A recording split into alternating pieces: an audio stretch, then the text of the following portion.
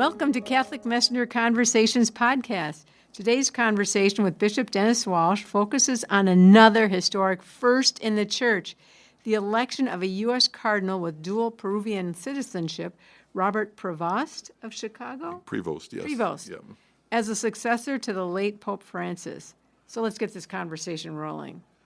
What was your reaction to the election of Cardinal Robert Prevost? I was quite surprised. I never imagined a time in my lifetime that there would be a pope from the United States. So I was quite surprised and pleasantly surprised. And I've met Prevost as cardinal, and I think leading up to the convocation, he was probably a pretty good candidate for papacy. But I always thought the fact that he was a U.S. citizen probably would have been a strike against him. Exactly. So when did you meet him? Tell me about that. So we were at the Baby Bishop School, or the formation course for new bishops. So about a week before I was ordained a bishop, there was about a 7-day formation course for new bishops. So Cardinal Prevost was the prefect for the dicastery for bishops. Oh, that's right. So it was his office that put the program on.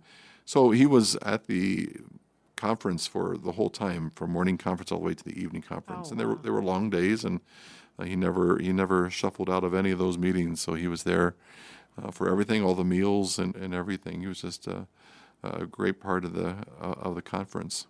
Did he give any talks, or did he just give you, what did he do there? He gave a talk at the end in terms of trying to synthesize everything that was presented, and also to get feedback from all the bishops about how they can improve the program, what would be information that would be most useful for them in their role as bishops. So, but he sort of did the final synthesis of the conference. Wow. What was your impression of him when you first met him? My impression that he's a very quiet man, a very reflective man, and pretty much quite reserved was my impression. But I've seen videos of him where he's just the opposite. So.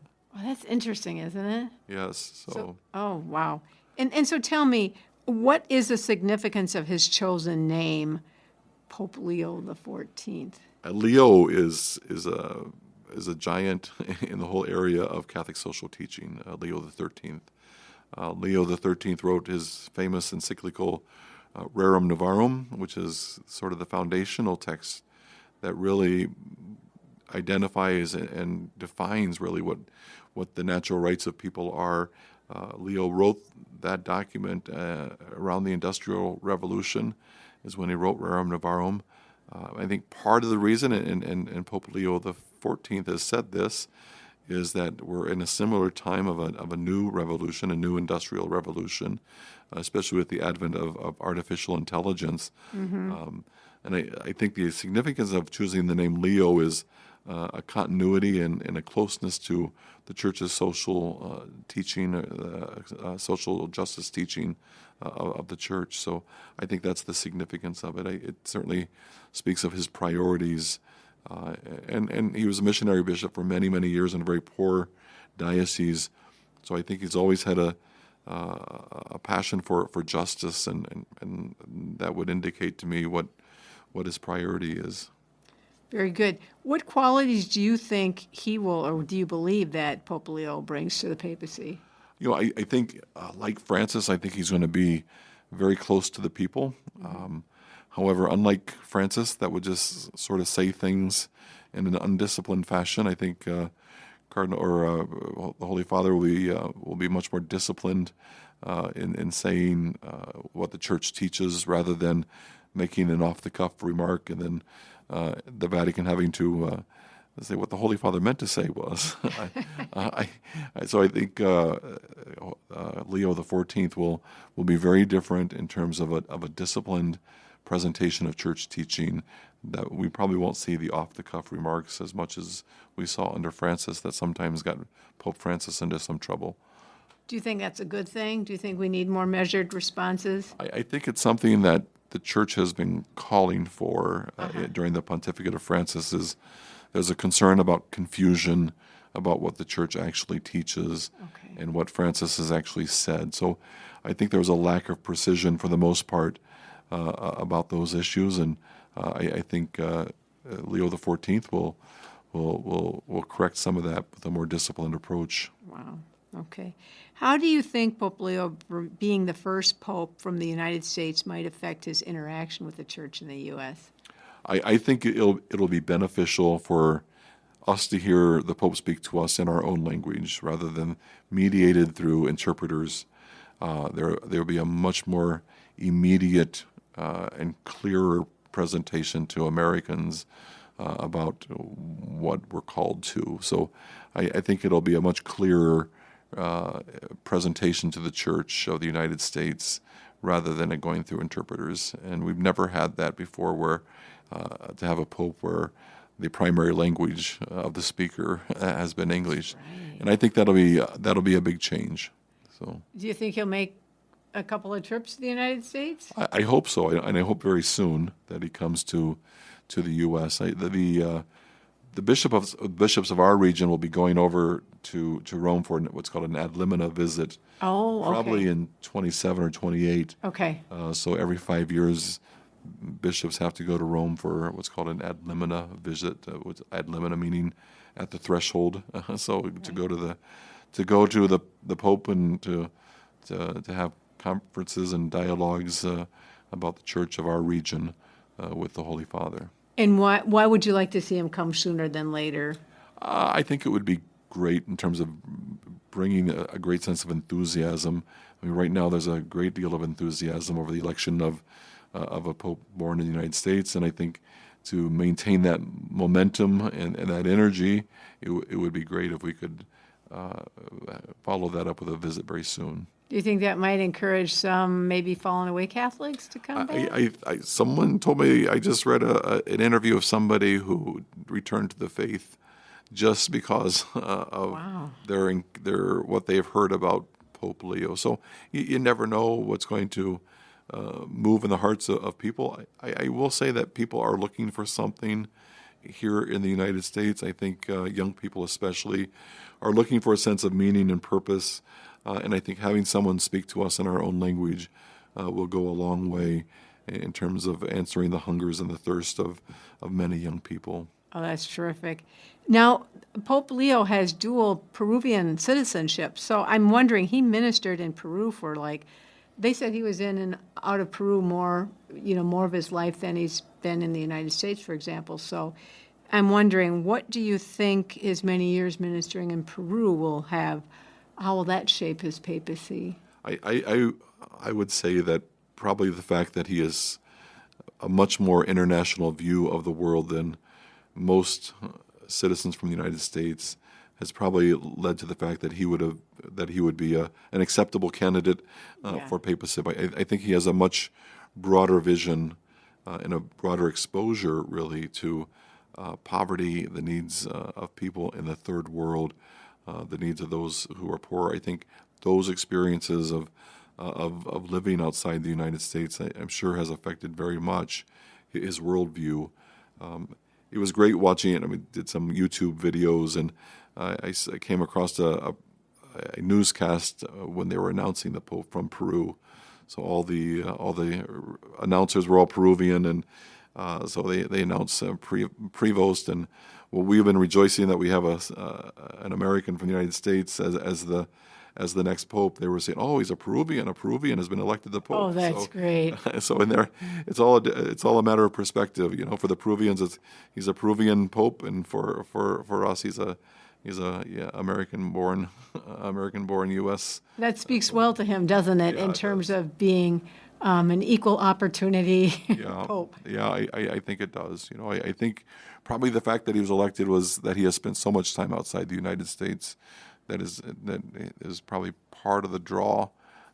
Is someone who can speak to the United States, but at the same time has a different world vision than most of us. Well, and that's important, but the U.S. Church is a big church within the whole universal church, isn't it? I mean, it is, and I would say, going to some international meetings in my past, there's always some resistance to the Americans, but I think we play an important part in the church. I think people recognize that.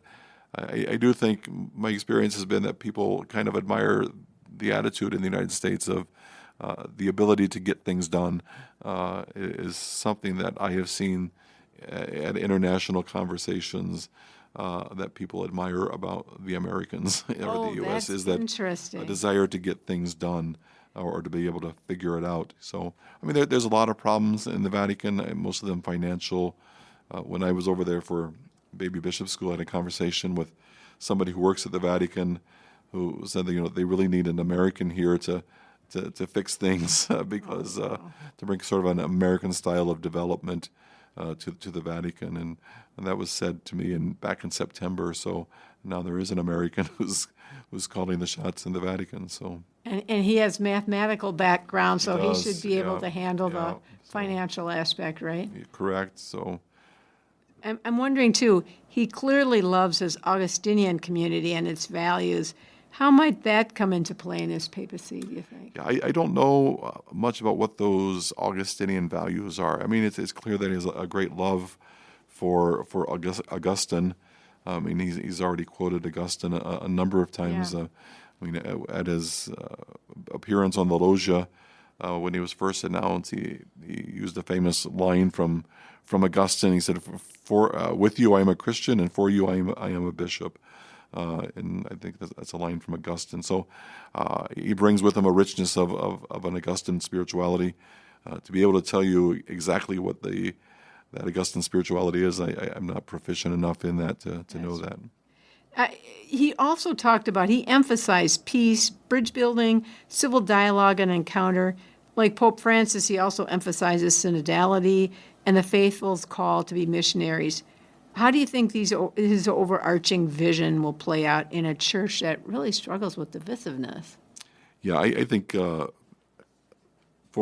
the United States, I think ideology is quite a problem, and even Benedict has talked about that in the United States, in the West, there's this obsession with politics and ideology, and there's a real danger in allowing that to affect people's worldview.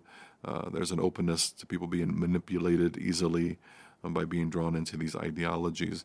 That isn't a U.S. obsession, and at times we try to project that onto the church. It doesn't apply as much in the church as it does in the United States, where ideology is everything. But in the church, I don't believe that the cardinals in their selection of Pope Leo were ideologically driven. I heard a lot of comments about is he going to be more like Francis? Is he going to be a conservative? And I don't think any of that matters. I think the cardinals were intent on choosing someone that they thought could lead the church, regardless of their ideology. So It was kind of interesting.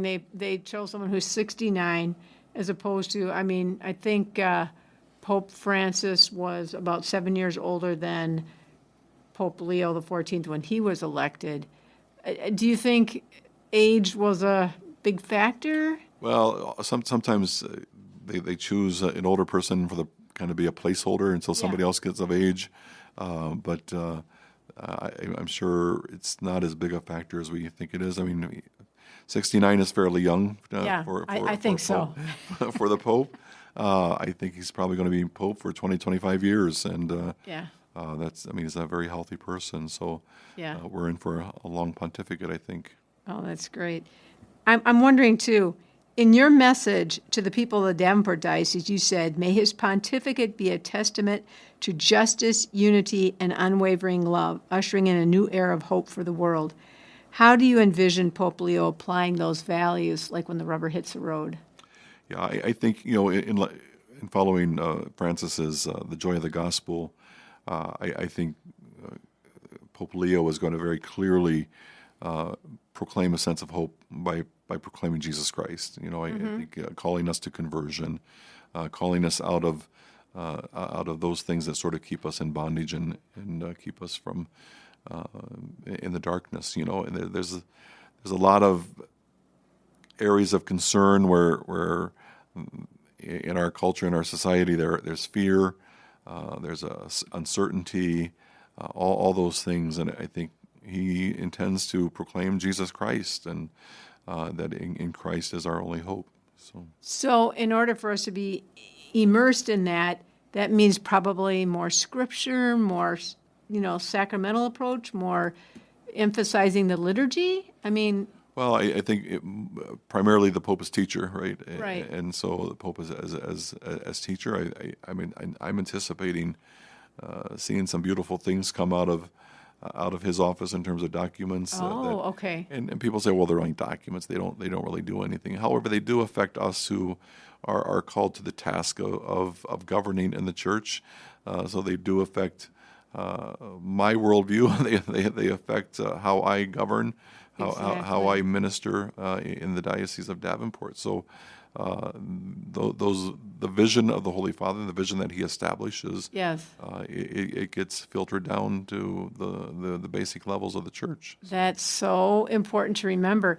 And we think about it, Rerum Novarum was published in 1891, and look how people still talk about that document today. It's an amazing document, and a lot of what is contained in that document is still referred to today, the rights of private property, and it clearly identifies that the church is not a socialist, or is not tied to socialism or capitalism, but it does uphold the rights of ownership of property. It defines natural rights that people have, the dignity of the human person. Those are all essential messages that a world that sometimes views people as utilitarian, as a means to an end, or as a means of production, reminding us that of the need to protect human dignity at all times. So as we look at the world today, especially the situation here in the United States, and to see people living in fear of being deported and all sorts of things, it just reminds us of the natural rights and the obligation that we have to protect the rights of everyone. And it's interesting because I suppose then too, because Pope Leo XIII clearly was moved by what he witnessed in his day, right? That's what compelled him to write, because Sure. what he was seeing was the injustices. Sure, and the exploitation of people. Yeah. And I mean, he was very clear about what the rights of workers are. I mean, he talks about collective bargaining as the right of an individual, so that shouldn't be deprived of anybody. So Wow, that's just amazing. And then I'm wondering, do you think that Pope Leo XIV will pick up where Pope Francis left off? Or how might Pope Leo differ in his approach to structure and substance in our church? I think he's going to be his own man. He has said, even as cardinal in an interview, that he hasn't always agreed with some of the things that Pope Francis has done or said in the church. However, there is much that he does agree with in terms of what needs to be done. I mean, he has his own. He's in favor of synodality, for example, but he has a much more disciplined approach to all of it. So. Oh, that's interesting. So do you think there's a more disciplined approach to synodality then that we need? Well, I think it's a different. It's a willingness to engage in synodality, and he really ties synodality as not something new, right? But as something that is in continuity with how the church has always operated, which is important, because I think. With Francis, it was always seen as this is something completely new for the church. Oh, okay. And I think the twist that Leo XIV brings is this is in continuity with how the church has always operated. So that's where the teaching comes into play then, right? Yeah. Okay. And then I'm wondering, how does Pope Leo's vision for the universal church shape your vision for our diocesan church? Well, I'm not exactly sure what the vision is going to be. For Leo, and I think over time he's going to articulate that very clearly. He has said that it's more than about himself; that it doesn't really matter who Cardinal Prevost was, or that was elected as Pope, but it's Jesus Christ who should be coming to the forefront of his life and his ministry, and that's what he sees as happening is that. Cardinal Prevost has to step aside, and Jesus Christ has to come to the center. And generally, when a pope becomes pope, they say it's the grace of office that begins to affect what they do. So, I mean, the Holy Spirit raises in the church the leadership that the church needs at that moment in history, and I think he does that as well for local churches as well. And so he probably has to, I mean, he's definitely immersed in the Vatican with all of his roles there, but so he still has to get a feel for, though, the greater church in terms of his own shaping and forming Yes. that vision. And so he's new at that aspect of it, and you are new still, Yeah. right, at your shaping and the vision for our diocese, or? Well, right now it's going to be an issue of listening, and I was always told as a pastor that I shouldn't do anything in the first year because you should just be listening to see what direction you're going to take. But Pope Leo will certainly affect whatever vision that I establish for the diocese. It will certainly be affected by Leo. So, and like you said, you're looking forward to seeing some documents from him that Well, can help. I've been digesting everything that he has said so far in terms of some of his early homilies and everything, and he's been excellent. So, Is he a good homilist? I think bishops and popes and cardinals have a specific way of preaching that is unique to bishops, and it's not the typical Sunday homily you're going to hear in a church on Sunday, but it's a very reasoned, well-cited piece of homily. So, Okay, very good. And I'm wondering, this is kind of a just fun question, but our new pope apparently likes pizza. If you could talk to him over pizza, I don't know if you like pizza. I'm assuming you might like pizza. I do pizza, yes. Okay. So What's your favorite kind? I just do pepperoni sausage. Oh, okay. That of course. Meat, That's right. meat lovers That's pizza, right. So, if you could talk to him over pizza, what would you talk to him about? It's a good question. I don't know if I'm ready to share all of it, but I think formation of priests and the selection of bishops are probably the essential question for me in terms Okay. of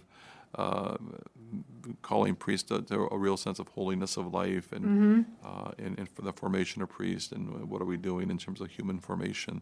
Those things are significant for me, and who he's going to, we already know kind of the style that he is choosing for bishop, so that's what he's done for the last 2 or 3 years. So I think putting good bishops in place is essential. So Did it strike you that his role as being in charge of the congregation of the bishops before he was elected, so he vets the bishop candidates, so you probably were on that vetting, correct. So right? So do you think about that at all? I do think about that. So so whether he remembers me or not, I don't know.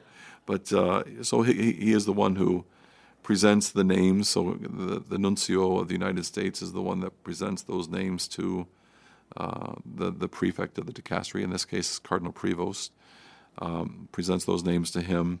He presents that to a committee of bishops, and then when they approve those names, then he presents those names to the Holy Father. So maybe he said that guy from Toledo, Ohio. I the think guy, he might be okay in Davenport. that guy Walsh will just take him.